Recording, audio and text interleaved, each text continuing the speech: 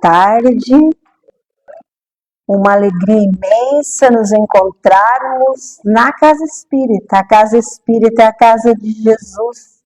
Neste mês de maio, mês que homenageamos as mães, nós vamos homenagear a mãe de Jesus, Maria de Nazaré.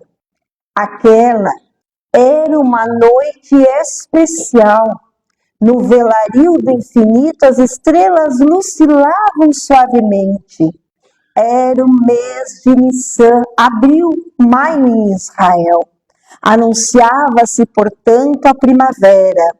E não obstante aqueles ventos frios do Hermon que chegavam à cidade de Jerusalém, carregados pelas mãos das brisas que entravam por aqueles imensos desfiladeiros, ela, Maria, aguardava a notícia de um para outro momento, uma notícia de angústia, a informação que ela sabia iria despedaçar a sua alma.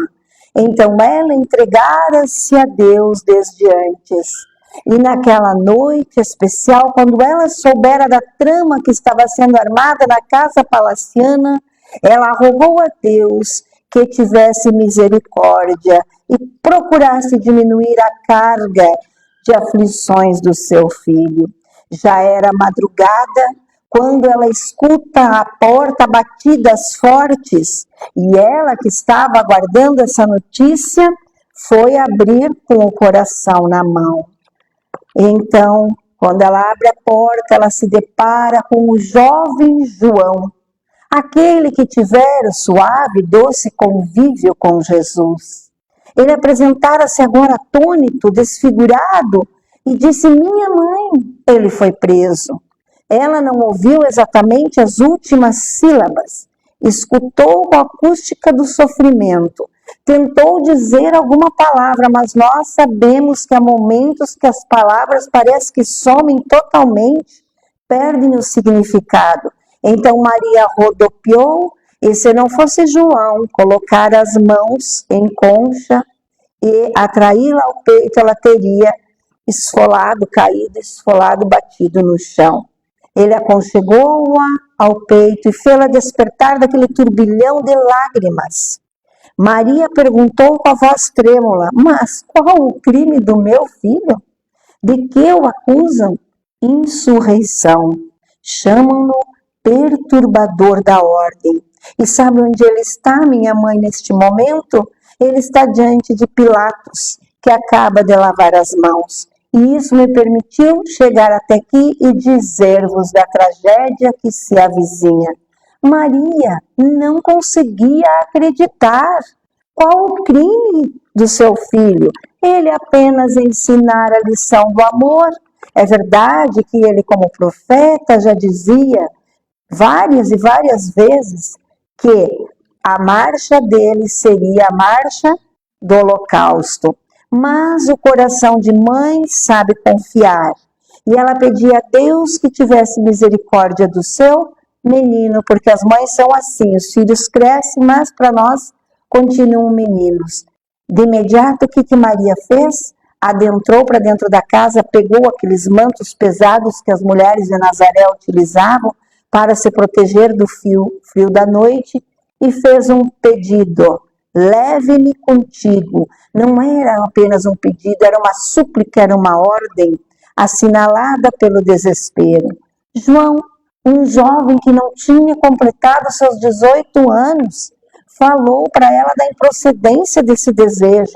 O que fariam eles na rua? Ele, um jovem, sem projeção social alguma, ela, uma mulher, espiões por toda parte, mas ela queria sim ver o seu filho. Então, ela impôs a ele: leva-me ao lugar em que deixaste o meu filho. E pelo caminho, enquanto vinha aquele vento da noite anunciando a tristeza que se avizinhava, ela começou a repassar na memória os últimos acontecimentos por aquelas mesmas ruas que agora ela transitava na calada da noite com João. Ela ouvira entrar em triunfo Ele cavalgava no asno, o asno que ele havia mandado buscar. E aí Maria pensou, como é vã e como é mentiroso o êxito da criatura humana, porque ele adentrara ali mesmo há menos de uma semana incompleta sob a exaltação do povo. Há 5 dias atrás, marchava de um lugar para o outro sob aplauso da população. Então Maria não podia entender, porque agora ali naquelas mesmas ruas ela se recordava que algumas mulheres tiravam o lenço para fazer de tapete, outras trouxeram tapetes caros, e ali marchava a multidão, e só então Maria compreendeu que aquela cena era um símbolo que Jesus deixava, porque quem pisava não era o animal, ele estava acima, montado no animal. Então parece que aquilo simbolizava a ligação da miséria humana com a grandeza divina. E agora Maria recordava rapidamente todas aquelas cenas, passou uma alegria rápida ao seu coração, que depois tornou-se mais cheio de angústia, porque ela chegara à frente do palácio de Caifás. O palácio estava deserto, era madrugada. Ela subiu uma colina de 50 degraus, depois desceu, adentrou outra vez a cidade, e já não estava ele mais onde ele fora sumariamente julgado pelo povo mesmo que ele amara. As notícias desencontradas, está aqui, está ali. Alguns falavam de forma indiferente, que ele fora levado ao cárcere ali, cavado ao pé da rocha viva, ao lado daquelas águas, que adentravam Jerusalém por um túnel especial que há muito tempo atrás havia salvado a cidade de um sítio guerreiro. E à noite continuava sua marcha estrelada. A mulher nazarena acercou-se da prisão guardada por um jovem mais jovem que o seu filho. Era um legionário, cabeça franzida, cabeleira encaracolada, caída, Júlio César, armadura. Então ela se cercou desse jovem e perguntou ao rapaz: aí dentro está o meu filho, deixe-me falar com ele. O soldado, que representava o poder de César, empurra Maria. Desta feita, não deu tempo de João segurá-la. Ela cai, bate na calçada do meio-fio, um filete de sangue agora escorre pela face pálida de Maria. E ela não conseguia entender como que a misericórdia divina, tão pródiga de justiça, né, a justiça celeste, poderia deixar ele passar por isso, mas aí ela lembrava que ele sempre decantava que o martírio dele chegaria, que a marcha dele seria a do Cordeiro. Então Maria viveu ali aquela noite que talvez nós já tenhamos em algum momento passado, a noite dos desesperados, aquela noite que parece que não tem fim, até que o sol surgiu morno, tornou-se mais quente durante o dia, quando Maria viu uma triste caravana atravessar aquela rua estreita em direção ao Gólgota, aquele monte em feição de caveira que ficava ali nos muros da cidade, muros com altura de mais ou menos 15 metros. E ela, Maria, não podia entender, porque agora ela via o seu filho transfigurado, com a cabeça coroada de espinhos, mas não eram quaisquer espinhos. Eram espinhos de roseira silvestre, espinhos arrancados das muralhas nas quais se jogavam os dejetos da cidade. Os olhos agora, diz historiadores, com as manchas roxas, estranhos ritos nos lábios. Depois disseram que o tétano havia infectado o seu organismo graças àqueles espinhos infectados. E Maria não podia entender, por uma razão simples. A justiça de Roma, embora arbitrária, ela concedia que pudessem as pessoas abrir, reabrir, digamos, nos dias atuais, o processo. Ninguém. E à frente dessa caravana ia um legionário a cavalo. E de tempo em tempo esse legionário gritava: se alguém achar que o condenado não tem culpa, que diga ou se cale para sempre. Ninguém, nenhuma só voz se levantou para o defender. Aonde estavam os leprosos que ele curou? Os endemoniados que ele havia libertado das algemas da loucura? Os cegos que haviam recuperado a visão e os surdos que agora podiam ouvir o som da natureza? Onde estavam aqueles que ele houvera ofertado pela multiplicação pães e peixes? Onde estavam todos aqueles que o acompanharam no seu ministério, que fora público? Ele não temera a argúcia da lei. Ele pregara no templo de Salomão, pregara na sinagoga e também ao ar livre, porque a sua mensagem era transparente. Maria ignorava que a criatura humana é assim, sorriso ao se beneficiar e distância quando deve beneficiar. Mas ela não podia acreditar, porque milhares e milhares de criaturas, mães que como ela tiveram os filhos arrancados da garra da morte. Onde estava aquela mulher que causava afastamento das pessoas, a mulher pelo fluxo hemorrágico, a mulher hemorraíza? Aonde estava a viúva de Naim? Onde estavam todos aqueles que entraram triunfalmente apenas 5 dias atrás, aplaudindo? Então as suas reflexões eram rápidas e atormentadas, e quando Maria se dá conta, ela está diante do outeiro infamante. As traves em forma de cruz, narram os historiadores, que pesavam 70 quilos, sobre os ombros daquele homem relativamente magro, 60 quilos, 1,75 m. E aí ela observa que ali estavam as mulheres, sempre as mulheres, que vieram auxiliá-lo.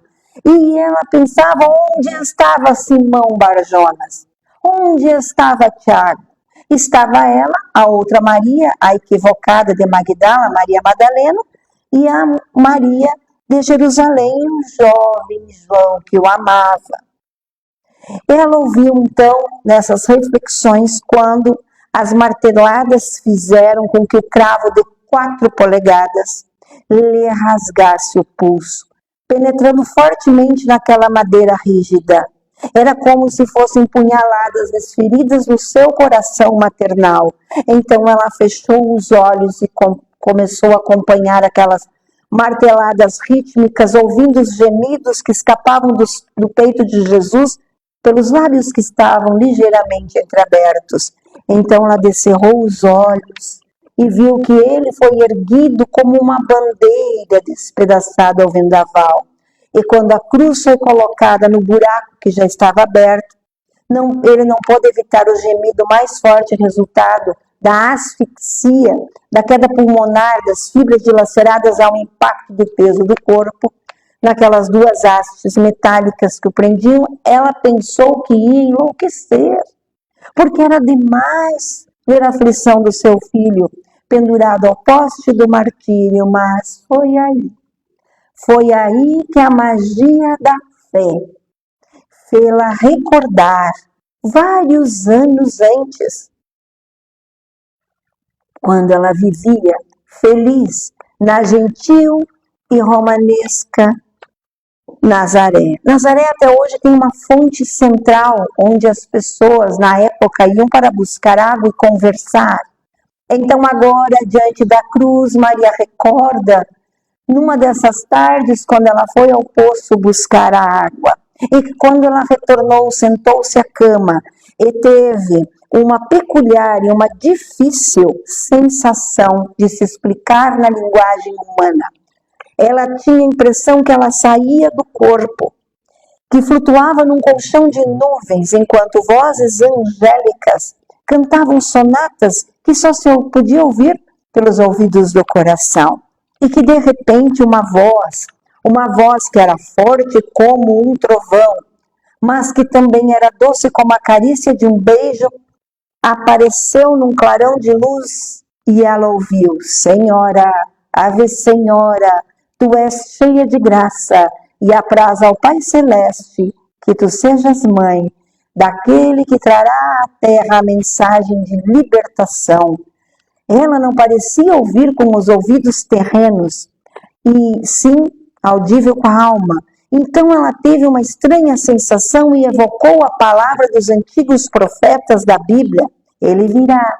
E quando ele chegar, as flores se abrirão. Isaías, Neemias, Osias, os grandes profetas falavam daquele Messias que traria à terra a mensagem da verdade e faria felizes as criaturas. Ela era apenas uma serva que descendia da sagrada casa de Davi. Ela não acalentava qualquer anseio.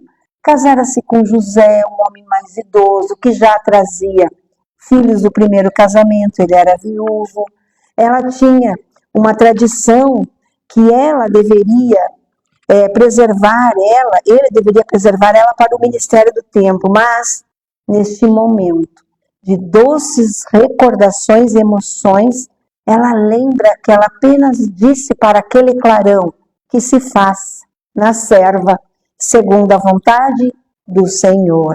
E ela volta ao plano objetivo da vida. Para nós espíritas, ela sai do transe, volta em lágrimas, emocionada. Então ela silenciou. Mais tarde, quando a gravidez se fez aparente, ela narrou para o seu esposo dessa visão extraordinária.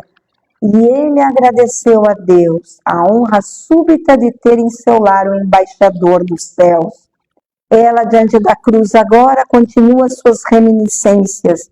Recordou-se da gravidez já avançada, a viagem pesada até Belém, as tarefas do recenseamento de César, a busca por uma hospedaria, pois tudo estava lotado, e a noite memorável. Agora, diante da cruz, ela se recordava da presença ali dos animais domésticos, da modesta estrebaria, dos pastores, e diante da cruz parece que ela sorria, lembrando aquela paisagem festiva, as visitas agradáveis que dulcificaram a sua alma, a visita dos reis do Oriente, o sonho premonitório de José com a esfinge para que fosse resguardada a criança, e a viagem ao Egito, o retorno a Nazaré e, de repente, diante da cruz, Maria lembra da personalidade singular do seu filho.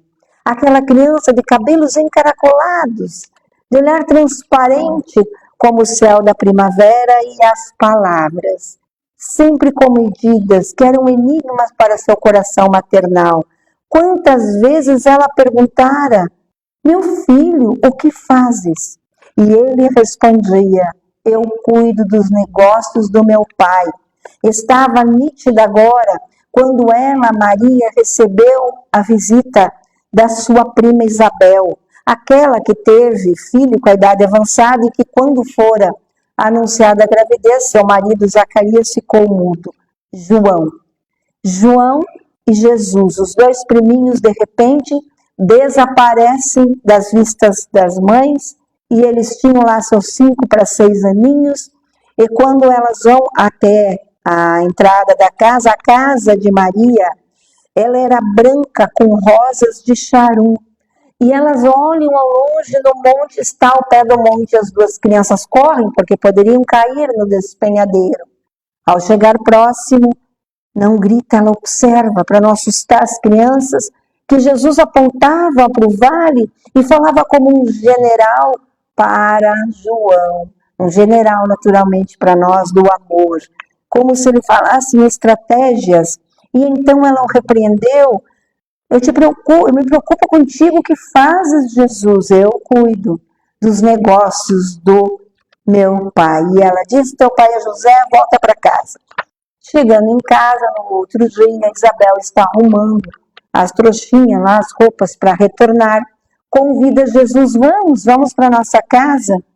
Era comum antigamente os primos se visitarem e brincarem. E Jesus faz uma profecia: não, eu não vou. É necessário, há 5 para 6 anos, que João vá primeiro, eu irei depois. Então, toda a vida do seu menino foi assinalada por essas estranhas informações. Toda a sua jornada foi assinalada por essas palavras não ditas, até que ela compreendeu o que ele quis dizer. Quando se ouviu falar de uma voz: Uma voz que vinha do deserto das bandas do Jordão, em Bet-Havara, também chamada a Casa da Passagem, que dava acesso ao Oriente Médio. E então ali se reuniam os viajantes e dali saíam os correios verbal, hoje em dia é o Zap Zap. Antigamente eram os correios verbais e as notícias se espalhavam.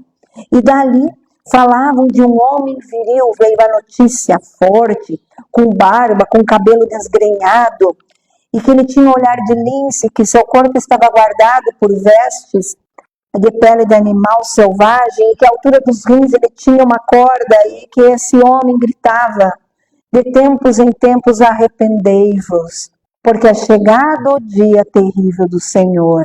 E quando ele chegar, eu não serei digno de amarrar as cordas de suas alpargas. Eu sou aquele que prega no deserto, que limpa as imperfeições com a água, mas ele irá batizar com o fogo do Espírito. E se dizia que era João, que passaria para nós a posterioridade como João Batista, e que para nós espíritas entendemos que a simbologia da água, a limpeza, né? Então ela entendeu o que ele havia dito a João quando pequeno. Agora ela se recorda do seu filho, quando ele a beijou e foi cumprir a sua missão que nem ela tinha ideia da extensão. E agora Maria tinha notícias que chegavam da região dos viticultores, dos pescadores da Galileia. E diziam que até mesmo os demônios em fúria obedeciam ao seu comando gentil, que os cegos recuperavam a visão, que os morféticos eram por ele curados, mas ela lembrava de seu menino, que lá com seus 12 anos, ao irem às festas em Jerusalém, no retorno, o haviam perdido. Então, indagou José: cadê Jesus? Retornaram, ele estava lá entre os doutores da lei no templo. Era o sol que amanhecia na solicitude dos chamados sábios do Sinédrio, que não perderam tempo, estavam interrogando. E ele contestava, respondia sorrindo.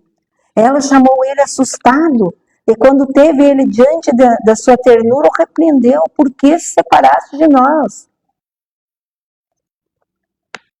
E ele disse: eu estava cuidando dos negócios do meu pai. Mas agora que efetivamente ele havia saído para cuidar dos negócios do Pai Celeste, ela se preocupava porque com a viuvez era Jesus que ajudava. Então agora ela tinha que depender da ajuda dos parentes. Mas ela continuava recebendo notícias dele.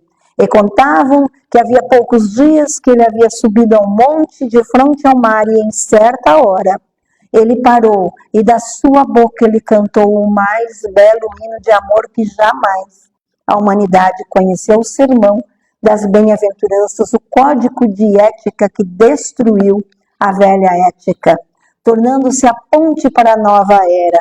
Mas agora ela estava ali, diante da cruz, ela viu ele pendurado na cruz, oscilando como uma bandeira, como um trapo ao vento, era demais para o seu coração. E nesse momento dessas recordações, ele dá um gemido mais alto e ela sai dessas lembranças, volta ao plano objetivo novamente e vê que um dos bandoleiros, porque nós sabemos que Jesus estava entre dois, né, que acompanhou no sacrifício, diz a ele: Senhor, Senhor, lembra-te de mim quando entrares no paraíso. E ele disse: em verdade te digo, ainda hoje estarás comigo no paraíso. Muitas religiões por aí dizem que ali ele recebeu o perdão e estaria no paraíso. Realmente a gente sabe pela doutrina espírita que não é assim, que tinha uma vírgula. Ainda hoje eu te digo, um dia estarás comigo no paraíso. Mas nesse instante Maria viu que uma mulher diante daquele estranho chorava. Então Maria diminuiu a sua própria dor, acercou-se daquela mulher que estava encapuzada e perguntou ao seu ouvido: aquele homem é teu filho? Sim, disse a mulher, é meu filho Dimas. Então, mulher, se meu filho disse ao teu filho que concederia o paraíso, crede, porque o meu filho é o filho de Deus. Aquela mulher fechou os olhos e ficou pensando de onde ela conhecia aquela voz. Então ela lembrou, uns 25 anos atrás, mais ou menos, quando naquela mesma fonte ela ali estava e as mulheres estavam comentando, as pessoas em geral, sobre o seu filho, que era um ladrão, e estavam acusando, e naquele instante ela ouve uma mulher dizer a outra mulher: não o condenes. Meu filho disse que ninguém pode apontar o dedo em direção às feridas alheias. E ela, Tamar, mãe de Dimas, amou aquela mulher que defendia o seu filho.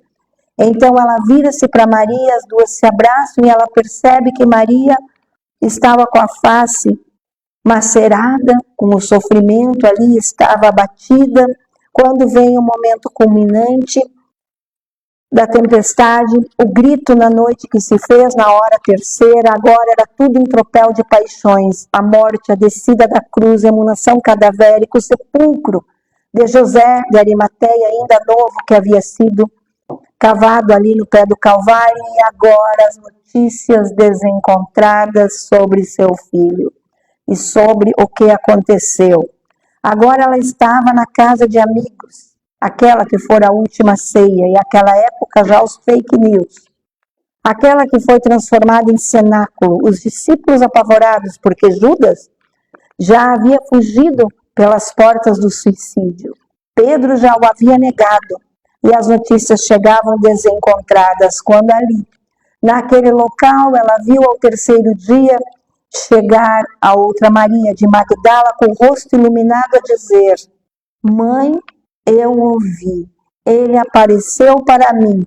Tiago, austero, apontou para ela com ironia e disse: apareceu para ti?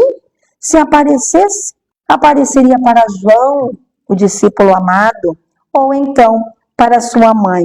Tu crês que nós acreditaremos que apareceu para ti? Foi então que Maria de Nazaré abraçou Maria de Magdala e disse: eu creio que o meu filho apareceu para ti. Então Maria, a equivocada de Magdala, Maria Madalena, compreendeu como é difícil conviver, porque fácil é pregar a virtude, muito difícil é compreender os sofrimentos. Fala-se em reparação, mas quando a pessoa tomba, rara é a mão que direciona para soerguer, sem reprovação, sem fel. E ela entendeu a hipocrisia, que ela nunca seria perdoada por ter sido uma mulher frágil, vitimada pela ação de homens devassos, mas ela compreendeu que estava com os pés elameados, mas que ela corria rumo à fonte pura que é Jesus, mas que ela recém tinha saído do Pantanal, embora quisesse se purificar.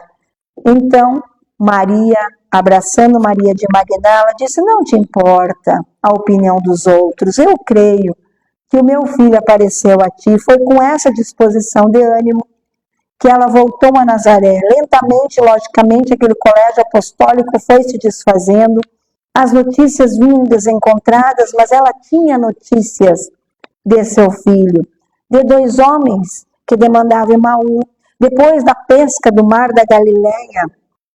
Maria, então, alegrava-se porque sabia que o seu filho estava vivo. Depois, na estrada de Jope, foi erguido uma casa que ficou conhecida como a Casa do Caminho, e Maria ali recolhia os infelizes. E é ali que ela recebia notícias que Tiago fora degolado, que começou todo o martírio lógico, que Estevão já havia perdido a vida pelas mãos de Saulo, o arbitrante representante do Sinédrio.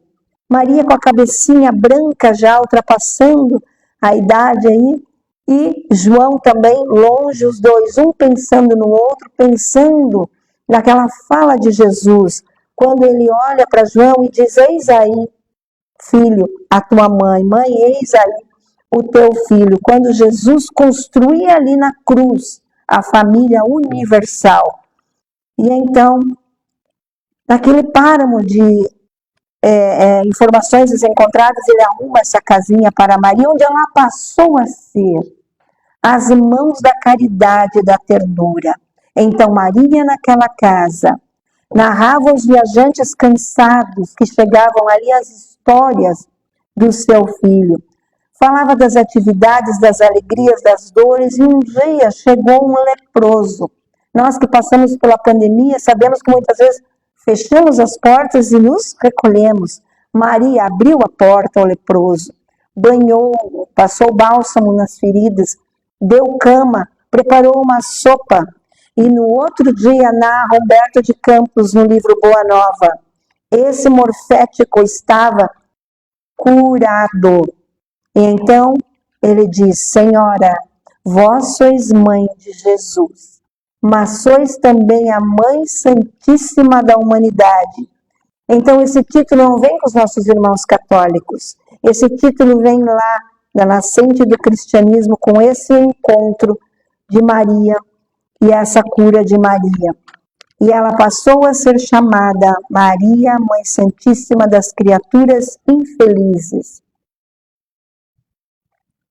As notícias continuavam, cresciam, e ela ouvira falar das perseguições de Nero, do ano 67, daquele agosto trágico, o coração de mulher já octogenária, e não suportava. Por que tanto ódio do seu filho?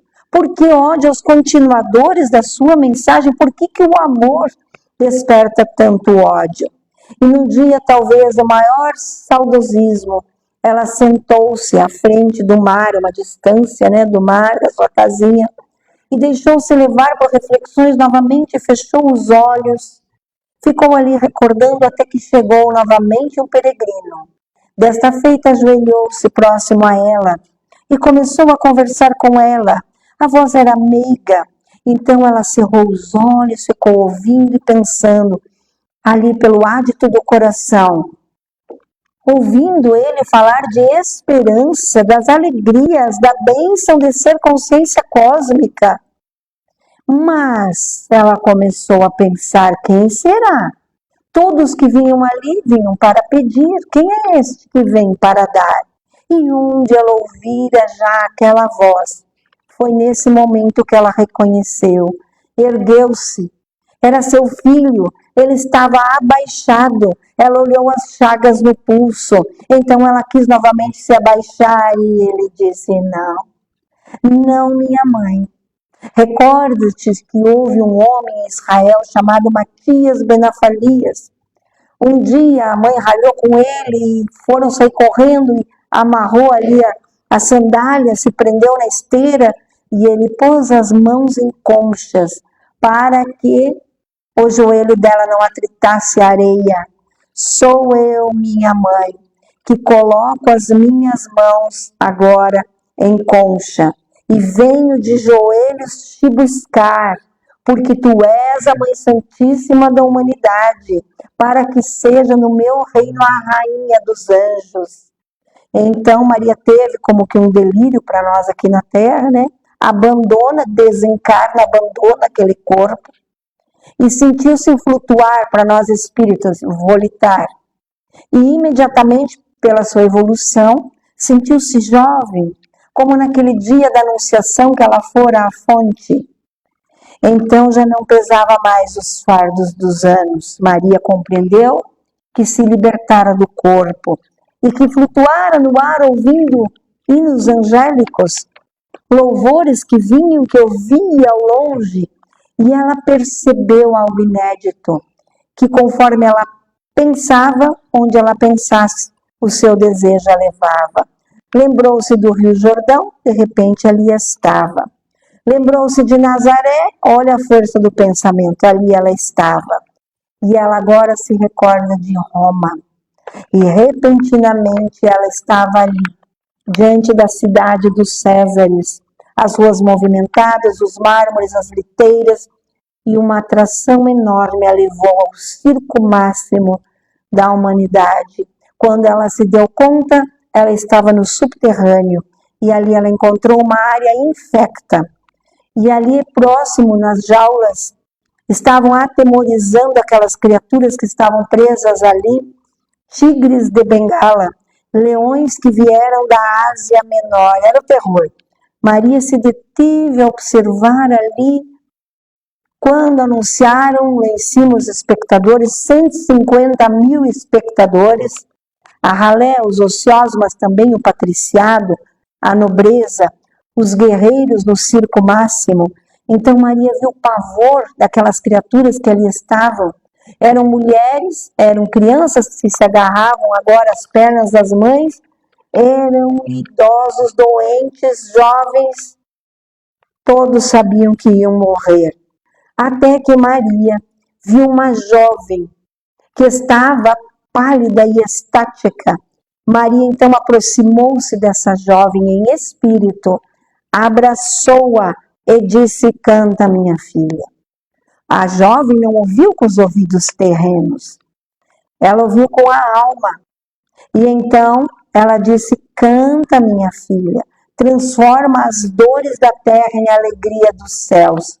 E a jovem começou a princípio a balbuciar, até que quando as grades foram abertas, Roma estarreceu, porque todos entraram alegres e cantando, logicamente, todos foram estraçalhados pelas feras até a última voz.